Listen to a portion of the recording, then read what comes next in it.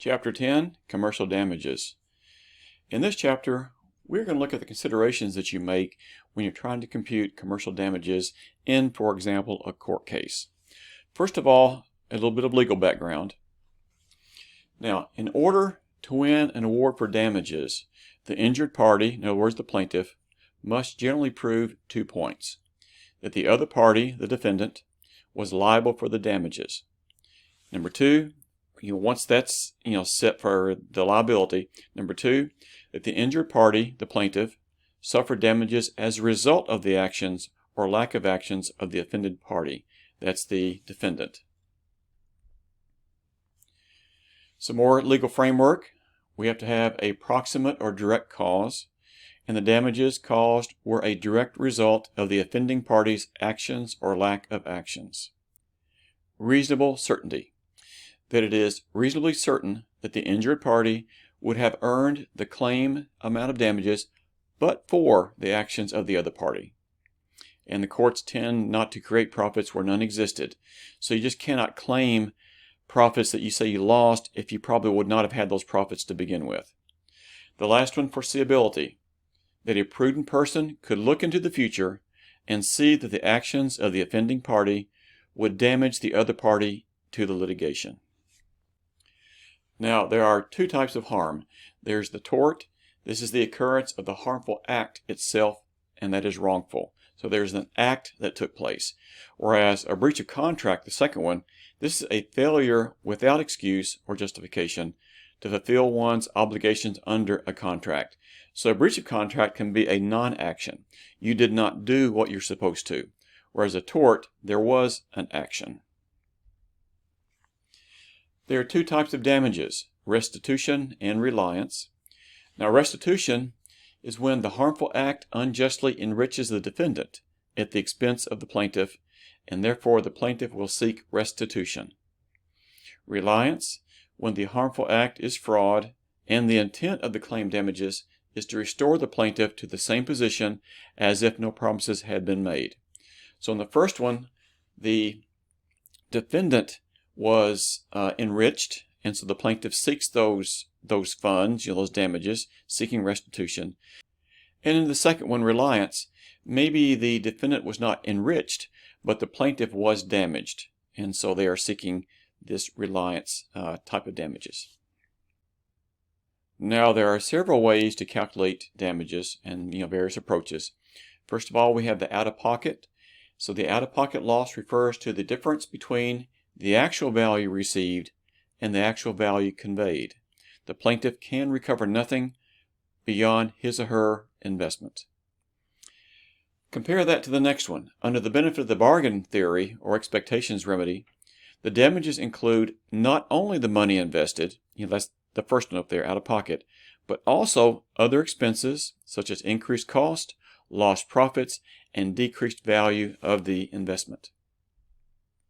For example, here we have Deborah, the defendant, sells Paula, the plaintiff, an asset with an alleged value of $2 million. So Deborah tells Paula, this asset's worth $2 million. I'll sell it to you for $1.8 million. However, in reality, the asset only had a market value of $1.6 million. So the fraud damages can be calculated in 2 different ways. Out of pocket, and the 2 different ways depends on the jurisdiction that you're in. If you have to follow the out-of-pocket loss rule, then what were you actually out of pocket? You paid $1.8 million. It was only worth $1.6. You really were only out of pocket $200,000. In the benefit of the bargain rule, you were told it was worth $2 million. So that was the alleged value, $2 million, and it was only worth $1.6 million. So your damages would be $400,000. That's the benefit of the bargain. The value that was, told you minus what it was actually worth. Now, lost profits. Again, we're getting away from, just plain, actual damages, and now we're looking at lost profits. So the before and after method, it takes sales or sales growth before the act, compares that to the figures afterwards. That's before and after. The yardstick or benchmark, you compare sales or sales growth of the company to other companies in the same industry. And you might not have good records yourself, but there are companies very similar to yours. How were they doing over this period? The but-for method, the difference in the estimated profits but for the actions of the defendant, and then compare that to the actual profits. The direct method, that's any agreement that might indicate how to calculate some damages. You don't see that very often. Or you could have a combination method. Any of the above could be combined. Now, when you're trying to decide, how was a specific business damaged? Someone or some other business caused an act, and the plaintiff feels like that the plaintiff was damaged somehow. You look at a variety of factors. Okay, first of all, the microeconomic analysis. That's like the whole economy. So was the economy doing well at that time, or we were in a recession, going down to recession, recovering from recession? So look at the overall economy to see about how the business would be doing otherwise. Then the next step is look at that industry.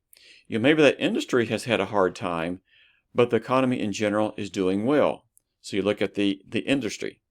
The next step down, look at that company itself. How has that company been operating? What about its location? Just what are company-specific analysis to try to figure out what were the real damages.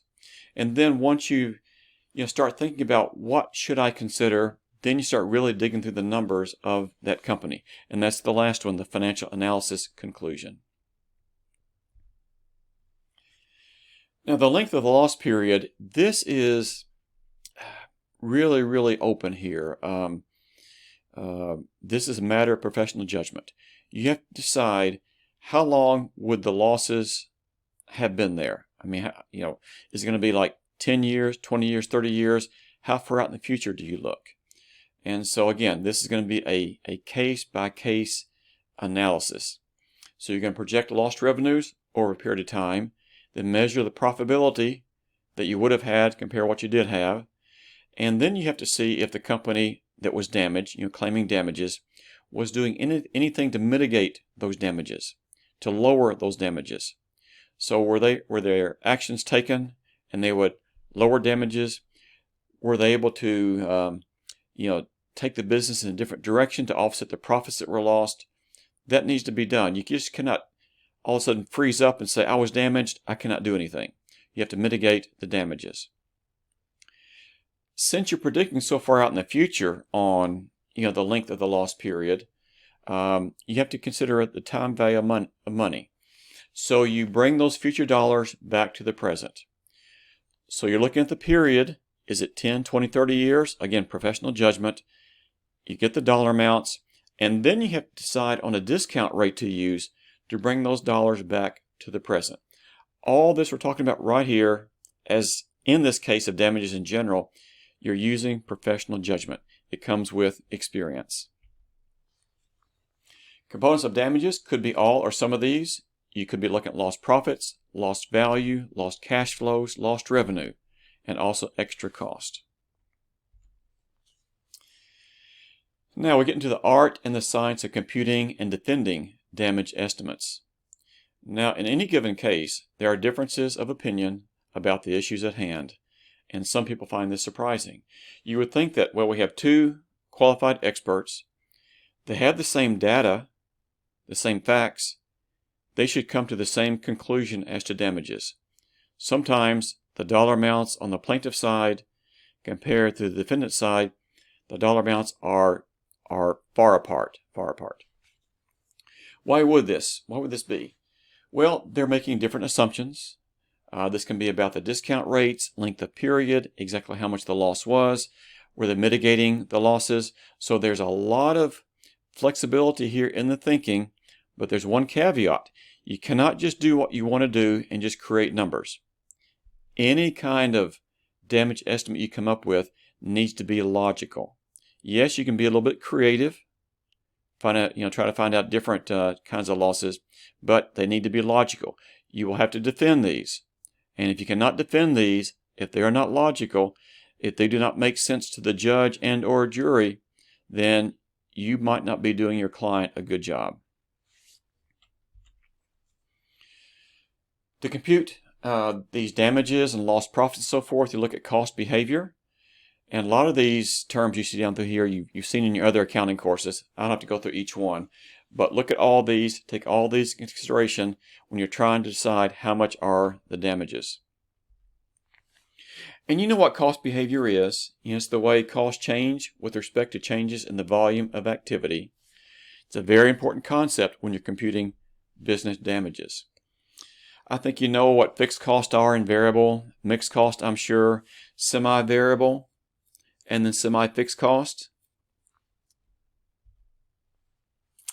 And now taking a look at the expert's journey through the legal system. So if you're an expert witness, then you're doing a lot of work, you're analyzing the numbers, you come up with your estimate of the losses, you prepare a report. You'll have to defend that report. The first step is usually in deposition. The other side will depose you. They'll try to find out how solid your report is, how solid of witness you're going to be if this goes to the courtroom. Then if it does go to court, you'll prepare for your trial testimony. You'll have the trial testimony, and during that testimony, you'll be questioned by your attorney, the attorney you're working for, and that person is going to try to make you look good. And then the opposing attorney is going to try to make you and your numbers look bad. And these are just some of the steps. There are a lot more than this, but these are just the highlights of the steps. There are ethical challenges to be an expert witness. You need to be independent and objective. You must be. You're the expert for the court. You're not a pawn of your client.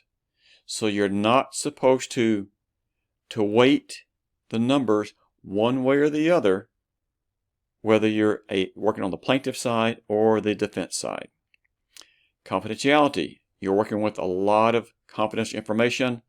You cannot, let this escape under your control. Conflicts of interest. You should not have any. This gets back to independence. You should look completely conflict-free here. So no conflicts of interest.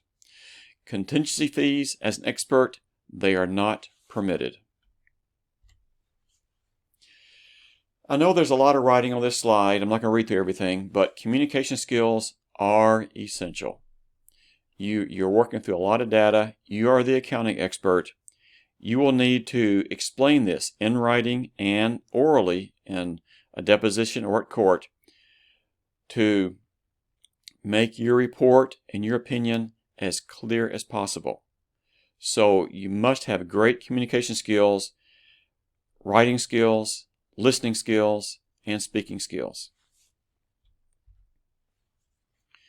This is, continuation. And again, you can stop the video here and read this yourself. But communication's extremely important. Extremely important. And again, speaking, writing, listening, all those are important. And sometimes we don't think about these too much.